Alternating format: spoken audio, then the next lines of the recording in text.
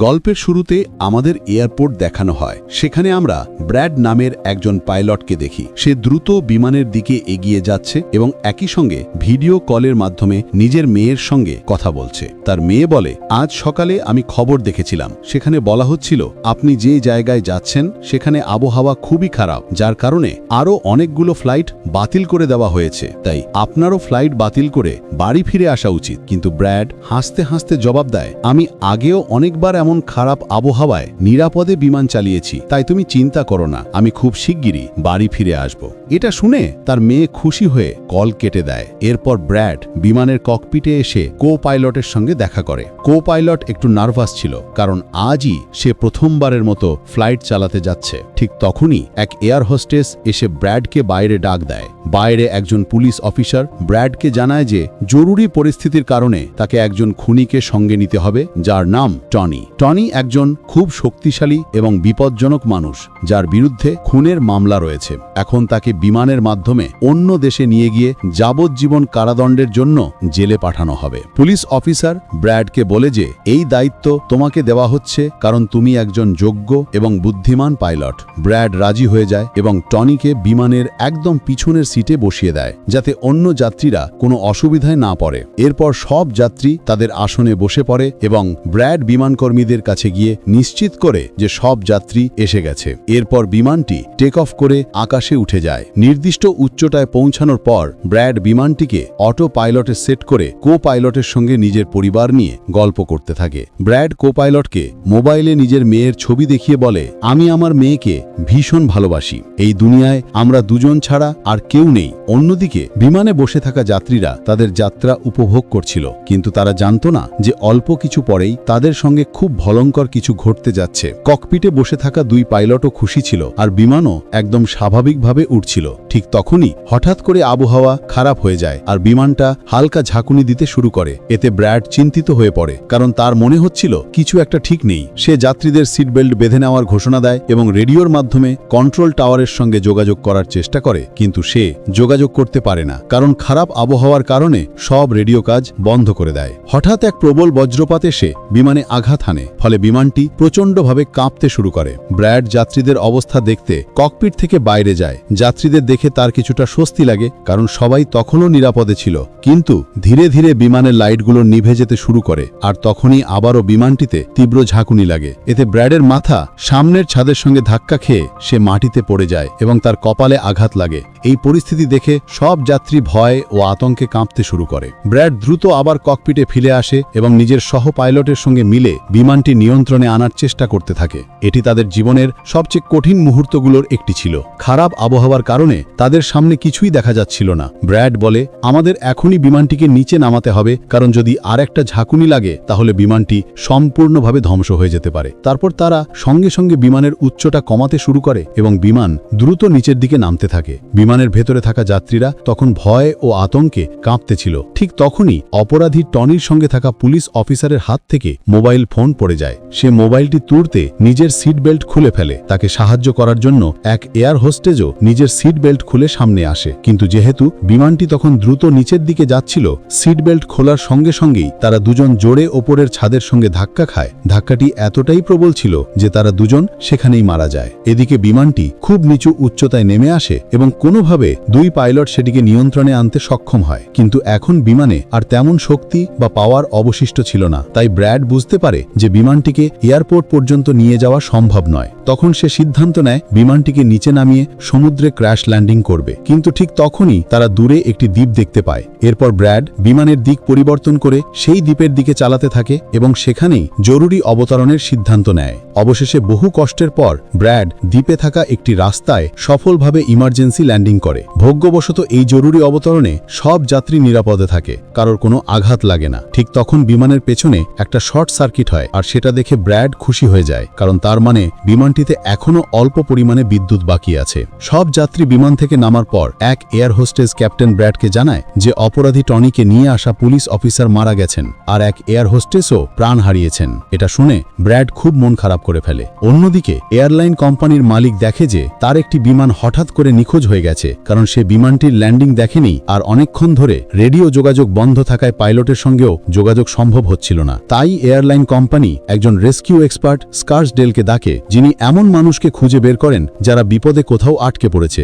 মালিক তাকে বলে, আমার বিমান কোথায় গেছে তার সমস্ত তথ্য চাই, বিমান কোথায় আছে, তার কর্মীরা আর যাত্রীরা সবাই কোথায় আছে। এরপর রেস্কিউ এক্সপার্ট নিজের কাজ শুরু করে দেয়। অন্যদিকে সব যাত্রী চিন্তায় পড়ে যায়, আমরা এখানে কেন নামলাম? তখন ব্র্যাড সবাইকে একত্র করে বোঝায়, জরুরি অবস্থার কারণে আমাদের এখানে অবতরণ করতে হয়েছে। বিমানে এখনো সামান্য বিদ্যুৎ আছে, যার সাহায্যে আমরা কিছু জিনিস ঠিক করতে পারবো। ততক্ষণ আপনারা এখানে আরাম করে থাকুন, ভয় পাবেন না, খুব শিগগিরই আমরা এখান থেকে বেরিয়ে যাব। এরপর ব্র্যাড বিমানের কাছে গিয়ে সেটিকে ঠিক করার চেষ্টা শুরু করে, কিন্তু দেখে বিমানে পাওয়ার খুব কম বাকি আছে। তাই তারা সিদ্ধান্ত নেয় যে এখন তাদের সাহায্যের জন্য অপেক্ষা করতে হবে। তারা মানচিত্র খুলে নিজেদের অবস্থান খুঁজতে শুরু করে, যাতে জানতে পারে তারা আসলে কোথায় আছে। ব্র্যাডের সহ পাইলট মানচিত্র দেখে বলে, আমরা এক প্রাইভেট দ্বীপে আটকে পড়েছি। এই জায়গাটা খুবই বিপজ্জনক। এখানে এমন লোকেরা থাকে যারা কোনো সরকার বা প্রশাসনের কথা শোনে না। যদি এরা আমাদের ধরে ফেলে তাহলে আমাদের জীবন বিপদে পড়বে আর আমাদের সরকারও আমাদের রক্ষা করতে পারবে না। এটা শুনে ব্র্যাড বলে, আমাদের যেভাবেই হোক নিজেদের রেস্কিউ টিমকে এখানে ডাকতে হবে, যাতে তারা এসে আমাদের সবাইকে বাঁচাতে পারে। এই জায়গা থেকে বেরিয়ে আসার এটিই একমাত্র উপায়। এরপর তারা দুজন রেডিও ঠিক করার চেষ্টা শুরু করে, কিন্তু বজ্রপাতের কারণে রেডিও সম্পূর্ণভাবে নষ্ট হয়ে গিয়েছিল। এখন ব্র্যাড সব যাত্রীদের কাছে গিয়ে জানায়, একটা প্রযুক্তিগত ত্রুটির কারণে রেডিও কাজ করছে না, কিন্তু আপনারা চিন্তা করবেন না। ব্র্যাড সবাইকে আশ্বস্ত করে বলে, আমরা দ্বীপের অন্য পাশে গিয়ে কোনোভাবে রেডিও বা যোগাযোগের ব্যবস্থা খুঁজে বের করব। তারপর কন্ট্রোল টাওয়ারে আমাদের অবস্থান জানিয়ে রেস্কিউ টিমকে এখানে পাঠানোর অনুরোধ করব, যারা এসে আমাদের সবাইকে উদ্ধার করবে। এরপর ব্র্যাড একটি বড় সিদ্ধান্ত নেয়। সে বলে, আমার সঙ্গে টনি যাবে। এই কথা বলেই সে টনির হাত কড়া খুলে দেয়। তারপর ব্র্যাড কো পাইলটকে বলে, তুমি বিমানের পাওয়ার সিস্টেম রিপেয়ার করার কাজ শুরু করো। আমি যত দ্রুত সম্ভব কোনো যোগাযোগের মাধ্যমে রেস্কিউ টিমকে এখানে আনতে চেষ্টা করব। এরপর টনি ও ব্র্যাড রেডিও খুঁজে বের করার জন্য জঙ্গলের দিকে রওনা হয়। পথে টনি ব্র্যাডকে ধন্যবাদ জানায় তার ওপর বিশ্বাস রাখার জন্য। এদিকে আমরা দেখি এই দ্বীপে বসবাসকারী একদল সন্ত্রাসী গ্রুপ তাদের কাছে এক লোক দৌড়ে এসে জানায়, এখানে এক বিমান জরুরি অবস্থার কারণে এসে অবতরণ করেছে আর তার ভেতরে অনেক লোক আছে যারা বিভিন্ন দেশ থেকে এসেছে। এটা শুনে গ্রুপের লিডার সেই লোকটিকে কিছু টাকা দেয় এবং তার দলের সবাইকে প্রস্তুত হতে বলে। জঙ্গলের দ্বীপের মধ্যে ব্র্যাড ও টনি সামনের দিকে এগিয়ে যাচ্ছিল। টনি ব্র্যাডকে জিজ্ঞাসা করে, তুমি আমাকে মুক্তি দিলে কেন আর এখন আমাকে কোথায় নিয়ে যাচ্ছ? তখন ব্র্যাড বলে, কারণ আমি তোমার জন্য অন্য সবার জীবন ঝুঁটিতে ফেলতে পারি না। এখানে একদল বিপজ্জনক সন্ত্রাসী আছে আর তাদের মোকাবিলা করার জন্য তোমাকে আমার সঙ্গে একসঙ্গে লড়তে হবে। তখন টনি ব্র্যাডকে বলে, আমি সামরিক পটভূমি থেকে এসেছি। আমি বহু বছর ধরে মার্কিন সেনাবাহিনীতে চাকরি করেছি। কিছুক্ষণ পর হঠাৎ পেছন থেকে টনির কোনো শব্দ আসে না। ব্র্যাড যখন পিছনে ফিরে তাকায়, দেখে টনি সেখানে নেই। সে ব্র্যাডের কাছ থেকে পালিয়ে গেছে। এখন ব্র্যাড একাই জঙ্গলের ভেতর এগিয়ে চলতে থাকে। জঙ্গলের আরো ভেতরে গিয়ে ব্র্যাড একটি পরিত্যক্ত পুরনো কারখানায় ঢোকে, যেখানে সে একটি টেলিফোন খুঁজে পায়, কিন্তু সেটি পুরনো ধাঁচের, নষ্ট হয়ে পড়েছিল। এরপর ব্র্যাড পাশে থাকা তারগুলো জোড়া দিতে শুরু করে এবং কিছুক্ষণের মধ্যেই টেলিফোনটি কাজ করতে শুরু করে। ব্র্যাড দ্রুত কোম্পানির হেল্পলাইন নম্বরে কল করে। সে হেল্পলাইন কর্মীকে নিজের অবস্থান ও পুরো পরিস্থিতি জানিয়ে দেয়, কিন্তু লাইনের সমস্যা থাকার কারণে তার কথা ওখানকার ব্যক্তির কাছে পরিষ্কারভাবে পৌঁছাচ্ছিল না। ফলে হেল্পলাইন কর্মী কলটি কেটে দেয়। তখন ব্র্যাডের মাথায় এক বুদ্ধি আসে। সে নিজের মেয়েকে ফোন করে এবং তাকে নিজের অবস্থান সহ সব তথ্য একটা কাগজে লিখে তার অফিসে পৌঁছে দিতে বলে। কিন্তু ঠিক সেই কথোপকথনের মাঝখানে পিছন থেকে একজন এসে ব্র্যাডের উপর হামলা করে। ব্র্যাড অনেক কষ্টে তাকে কাবু করে ফেলে এবং মারধর করে অজ্ঞান করে দেয়। ঠিক তখনই ব্র্যাড টের পায় আরেকজন লোক ঘরে ঢুকছে, তাই সে দ্রুত লুকিয়ে পড়ে। কিন্তু দেখা যায় সেই লোকটি আর কেউ নয়, টনি। টনি ইতিমধ্যেই অনেক গুন্ডাকে মেরে তাদের অস্ত্র দখল করে ফেলেছে আর সে ব্র্যাডকে ডেকে বলে, ভয় পেও না, বাইরে এসো। তারপর যখন ব্র্যাড সামনে আসে, টনি তাকে নিজের নিরাপত্তার জন্য একটি বন্দুক হাতে তুলে দেয়। এরপর তারা দুজন কারখানার নিচতলায় নেমে যায়, যেখানে তারা একটি ক্যামেরা খুঁজে পায়। ক্যামেরার রেকর্ডিং ও পাশে পড়ে থাকা কিছু পাসপোর্ট দেখে তারা বুঝতে পারে এই দ্বীপে থাকা সন্ত্রাসীরা বাইরের মানুষদের অপহরণ করে তাদের পরিবারের কাছ থেকে বিশাল অঙ্কের মুক্তিপণ দাবি করে। কিন্তু যখন তাদের পরিবার টাকা দিয়ে দেয়, তখনও এই সন্ত্রাসীরা বন্দীদের ছেড়ে দেয় না, বরং নির্মমভাবে মেরে ফেলে। এটা দেখে ব্র্যাড বুঝে যায় যে তাদের বিমানের যাত্রীরাও এখন ভয়ঙ্কর বিপদের মধ্যে রয়েছে। এরপর তারা দুজন বাইরে বেরিয়ে আসে এবং সামনে একটি গাড়ি দেখতে পায়। সেই গাড়িটি ছিল সেই সন্ত্রাসীর যাকে কিছুক্ষণ আগে ব্র্যাড মেরেছিল। তাই তারা দুজনে গাড়ি গাড়িটিতে উঠে বসে যাত্রীদের দিকে রওনা দেয়।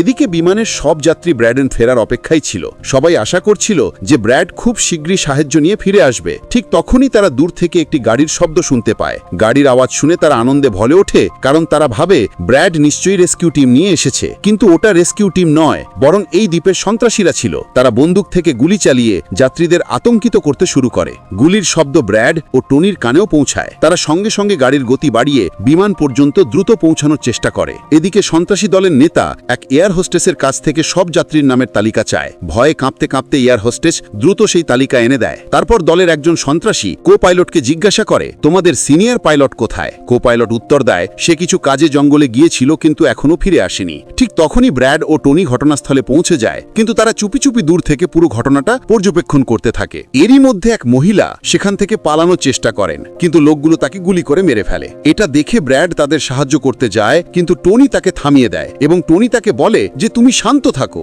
এখন যাওয়া ঠিক হবে না। গ্যাংয়ের লিডার সমস্ত যাত্রীদের একটা বাসে বসিয়ে নেয় এবং গ্যাংয়ের লিডার তার দুই সঙ্গীকে সেখানে রেখে তাদের বলে যে যাও, জাহাজের ভেতরে যা কিছু মূল্যবান জিনিস আছে তা নিয়ে আসো। এরপর এই লোকগুলো সব যাত্রীদের নিজেদের আস্তানায় নিয়ে যেতে থাকে। গ্যাং চলে যাওয়ার পর ব্র্যাড টনির ওপর রাগ করতে থাকে যে লোকগুলো আমাদের যাত্রীদের নিয়ে গেল আর তুমি আমাকে যেতেই দিলে না। যার উপর টনি তাকে বোঝায় যে ওরা সংখ্যায় অনেক বেশি ছিল, তুমি যদি চলেও যেতে তাহলেও এত বড় বাহিনীর সাথে একা লড়তে পারতে না। এখন ওরা দুজনা প্লেনের দিকে এগিয়ে তাতে থাকে এবং সেই দুই গুন্ডাকে ধরে ফেলে যারা প্লেন থেকে মূল্যবান জিনিস চুরি করছিল।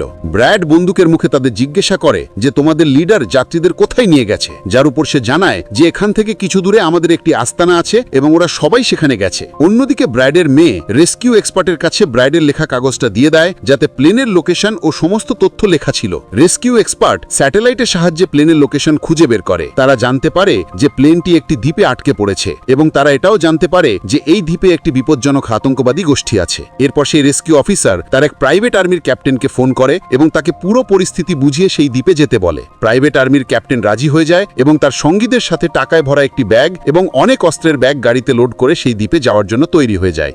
ব্রেড দেখল যে সন্ত্রাসীরা যাত্রীদের নিয়ে যাওয়ার আগেই জাহাজের কো পাইলট জাহাজের পাওয়ার সিস্টেম মেরামত করে ফেলেছে এবং ব্রেড দেখল যে জাহাজের বিদ্যুৎ ফিরে এসেছে। এটা দেখে সে খুব খুশি হয়। এবার ব্রেড তার ইউনিফর্মে একটি বার্তা লিখে রেখে দেয় আসন্ন প্রাইভেট আর্মি টিমের জন্য এবং টনির সাথে সেই জায়গায় রওনা হয় যেখানে গ্যাংয়ের লোকেরা বিমানের সমস্ত যাত্রীকে নিয়ে গিয়েছিল। জঙ্গলের রাস্তা ধরে তারা দুজন সন্ত্রাসীদের আস্তানায় পৌঁছায় এবং তারা গাড়ি থেকে নেমে গোপনে সেই জায়গায় প্রবেশ করে যেখানে সমস্ত গুন্ডা যাত্রীদের ভয় দেখিয়ে তাদের ভিডিও তৈরি করছিল, যাতে তারা সেই ভিডিওগুলি তাদের পরিবারকে পাঠিয়ে তাদের কাছ থেকে টাকা আদায় করতে পারে।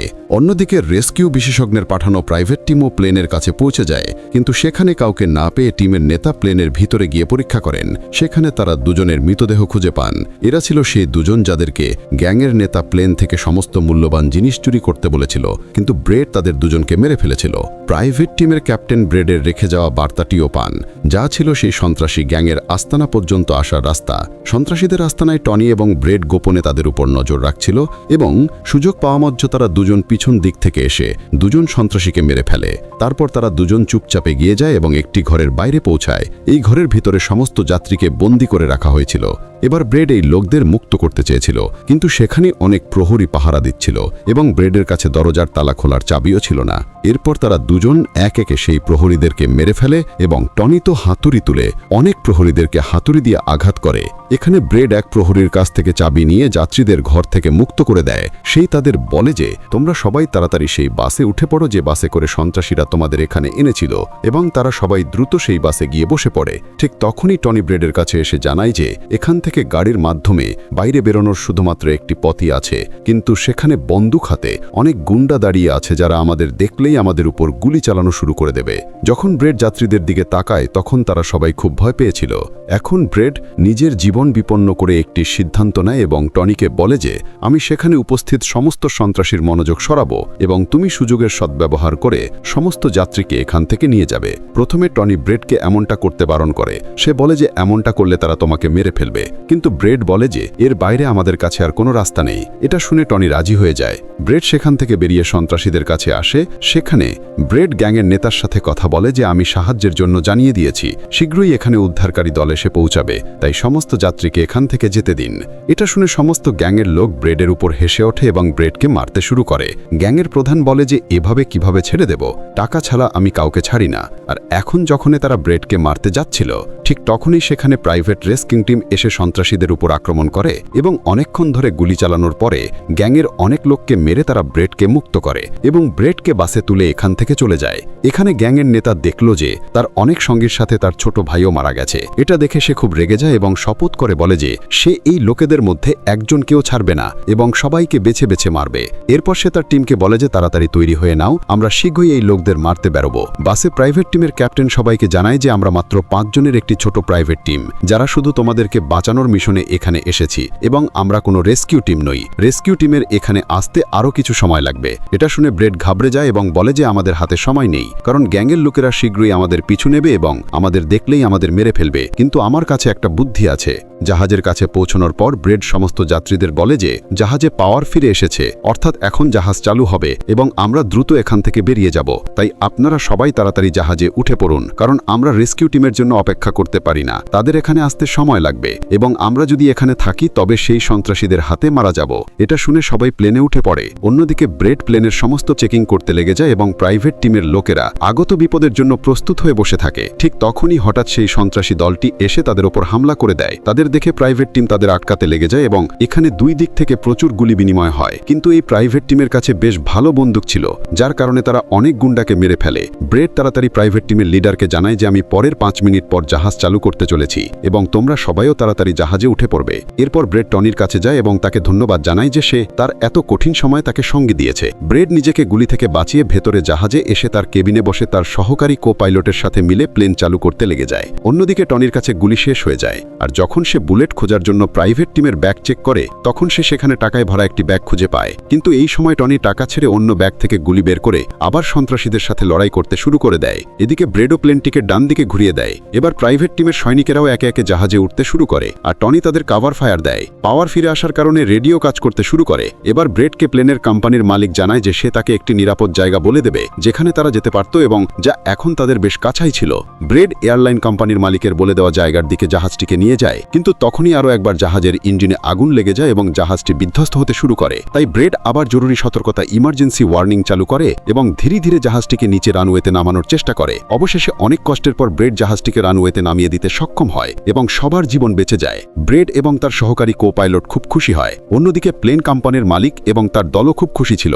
এবার ব্রেড যাত্রীদের অবস্থা দেখার জন্য পিছনে যায়, তখন সে দেখে যে সমস্ত যাত্রী নিরাপদে আছে এবং এটা দেখে তার মনে শান্তি আসে। সেখানে উপস্থিত সমস্ত যাত্রী ব্রেডের জন্য হাততালি দিতে শুরু করে এবং ব্রেডকে ধন্যবাদ জানায়। কিছুক্ষণই পরে সেখানে তাদের জন্য রেস্কিউ টিমও চলে আসে, যা দেখে সব যাত্রী খুশি হয়। এখানে ব্রেড সমস্ত যাত্রীকে রেস্কিউ টিমের সাথে পাঠিয়ে দেয় এবং ক্যাপ্টেন অবশেষে স্বস্তির নিঃশ্বাস নিয়ে জাহাজের সিঁড়িতে বসে তার মেয়ের সাথে ফোনে কথা বলে। এর সাথে এই গল্পটি শেষ হয়। যদি আপনাদের ভিডিওটি ভালো লেগে থাকে তবে আমাদের চ্যানেলটি সাবস্ক্রাইব এবং ভিডিওটি লাইক অবশ্যই করুন।